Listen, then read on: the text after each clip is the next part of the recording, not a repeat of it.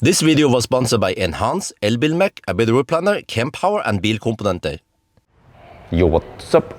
Here we have the Audi Q6 e-tron Sportback Quattro. Tonight I was going to do 1,000 kilometer challenge. Right around now, it's Saturday night. What can you see anything? Saturday night, prime time for 1,000 kilometer challenge. Unfortunately, something else happened with higher priority. We are now at Aarhus, the hospital. Isabel is hospitalized here.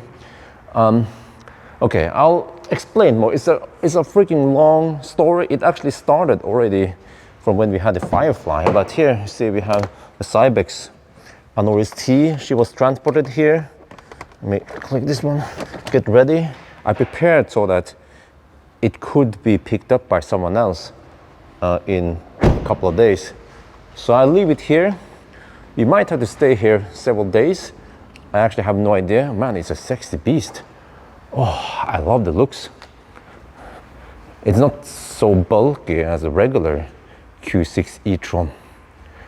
But yes, that's right. We locked the door, Isabel. I brought stuff with me, clothes, toothbrush, clothes for Isabel, diapers out there, my laptop, and yeah, this is the condition on Isabel. They say, I think Google has a weird translation, but it's called brennkopper. So, okay, anyway, let me get inside. Let's see. Oh yeah, I love the electric stroller. See, you can just do this and then zoop. Okay. Oh yeah. Well, okay. Anyway, let's get inside first, and I explain more about what happened. So there's not going to be much car stuff. So if you're into car stuff, you might as well stop watching right now. This will be more about something more important, which is the family and Isabel and what's going on around there. So yeah, it's almost 10 now in the evening. It's still kind of bright-ish, right? 15th of August. So, no wait, it was the 16th. I'm a little bit messed up now. So I still have to walk a bit to get over to where the children's thing is. Well, we're inside the hospital now. So Aarhus is the hospital where wifey gave birth to Axel and Isabel also. So coming back here, man, brings back memories. Wow, it's empty here. Almost 10 at night. Well, Saturday night also. So my only concern is food, because I'm getting hungry. Isabel is also getting hungry. There's Narvesen over here. I'm not sure when they close. Yeah, they might close in 15 minutes. We have to check if we get food or not. Isabel wants some sandwich, right? Isabel, you want sandwich? Toast? No, you want toast. Okay, she wants toast, yeah. Fortunately, Isabel likes handfalang. She likes Western food. Not too much into Thai food and that kind of stuff. But let's see. Oh, it seems like they're closed. Uh-oh. Well, since I'm here alone, then I cannot leave Isabel. And we are actually kind of, we are, what do you call it, quarantine here in the hospital. So we shouldn't leave other than just coming here, which is closed, or going downstairs to play. But she might be contagious. So, well, see what we do then. Okay, before we go upstairs, Isabel wants to look at the fish here. Yeah, look at the fish. Wow. Lots of small fish. Well, this is a bit unusual. We have a room inspection. So there's the entrance. I'm not allowed to film out there, but at least in here. So, yeah, we have chairs and stuff. I unloaded the cargo here, and then also folded the stroller so it doesn't take up space. And then tonight I'll be sleeping here and right next to Isabel. She likes to just She likes to sleep in my arms. I'm not sure how to do this. We can sync these two beds or something.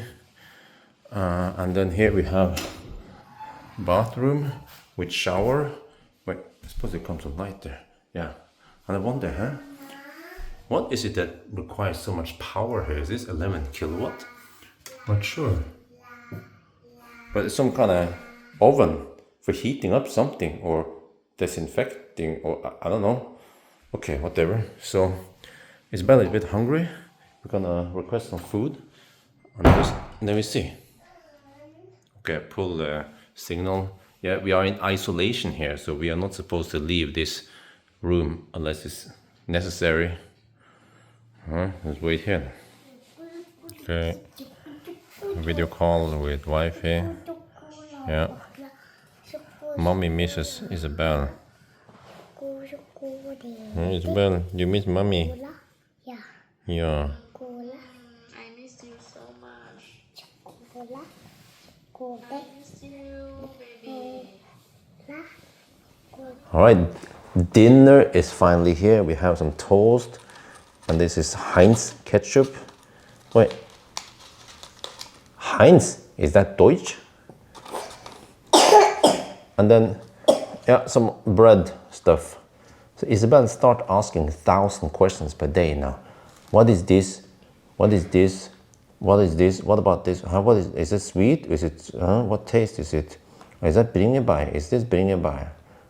Is that cheese? Oh, is this for daddy? Yeah, we also have some grape from home, and then we have some juice here. Well, I guess we're digging. Okay, this came late. Yes, you can eat that, yes. And then the food arrived really late. It's almost, it's past 11 now. We better finish eating and then get ready for bed. It's 15 minutes past midnight now. And yeah, this is what it looks like. Isabel is getting antibiotics via the intravenous. This was quite painful earlier today to attach this thing. Poor baby. So it runs for about half an hour. Alright, she's asleep now. Yeah, almost 1 at night. Okay, so now I'm gonna try to tell you what the heck happened, how it started and how we ended up here and where's wifey and Axel.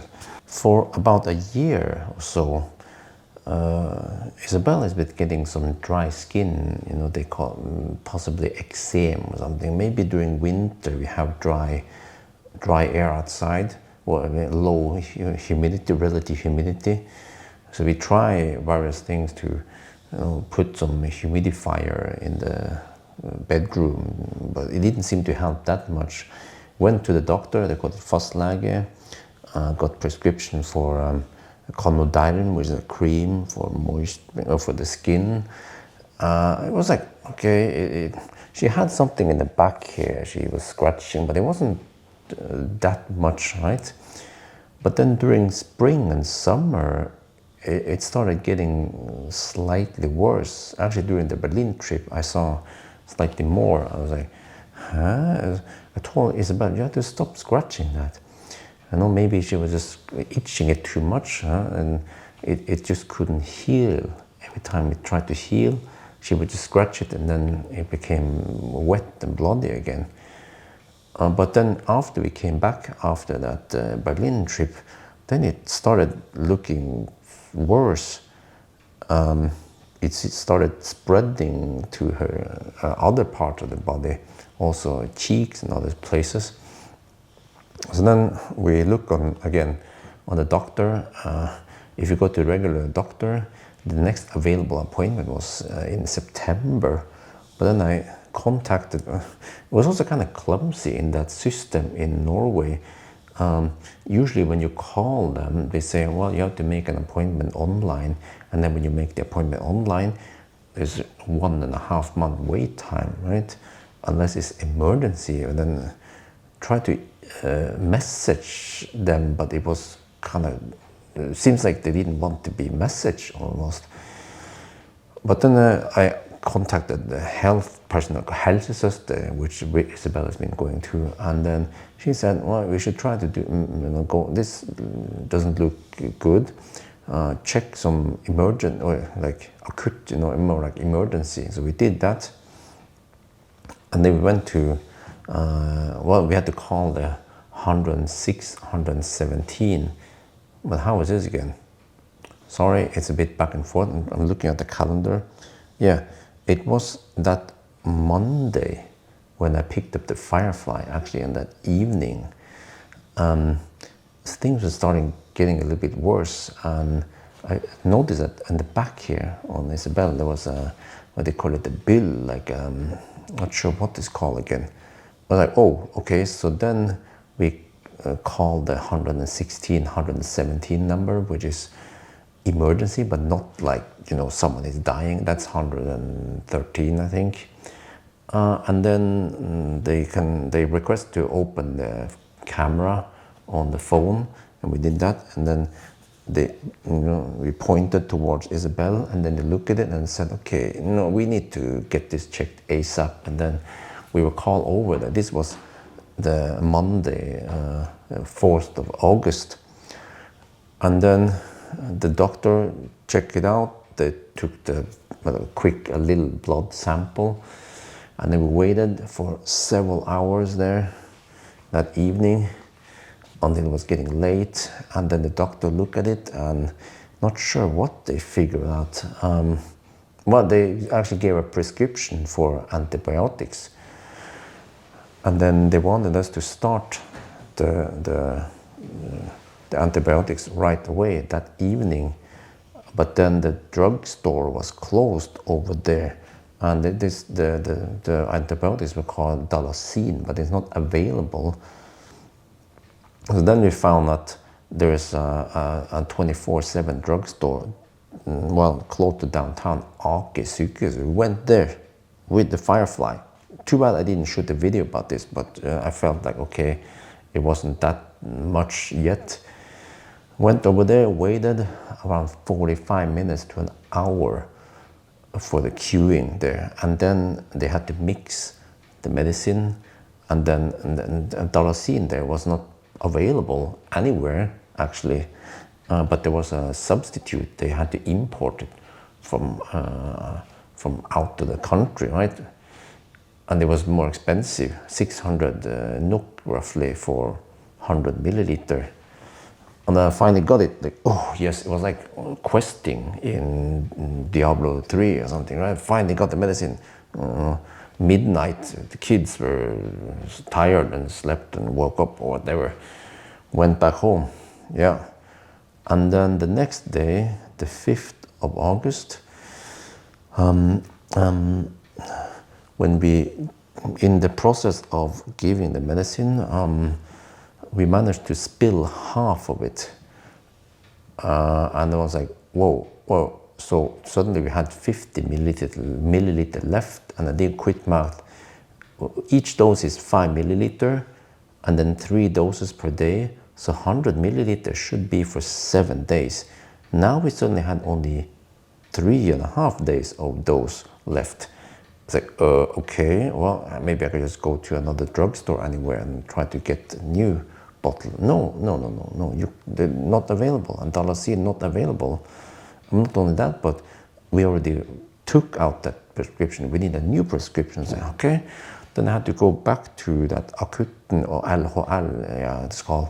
Waited again, took a quick blood sample, waited several hours, and then they checked the thing, and then we just discovered by coincidence that there was more blood coming out. It was actually showing through the clothes. We're like, oh, that doesn't look good. And then, yeah. So then they figured out, okay, we have to go to the hospital, which is where we are now, Aarhus.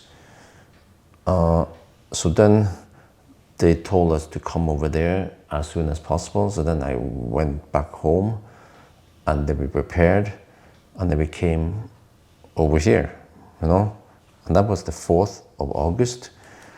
And then again, same thing, blood sample, check, whatever, I don't remember, and then waited hours and hours and hours until it became late, really late. There was a surgery, there was a doctor's, surgery, no, it's called, yeah, chirurg, sorry, getting late.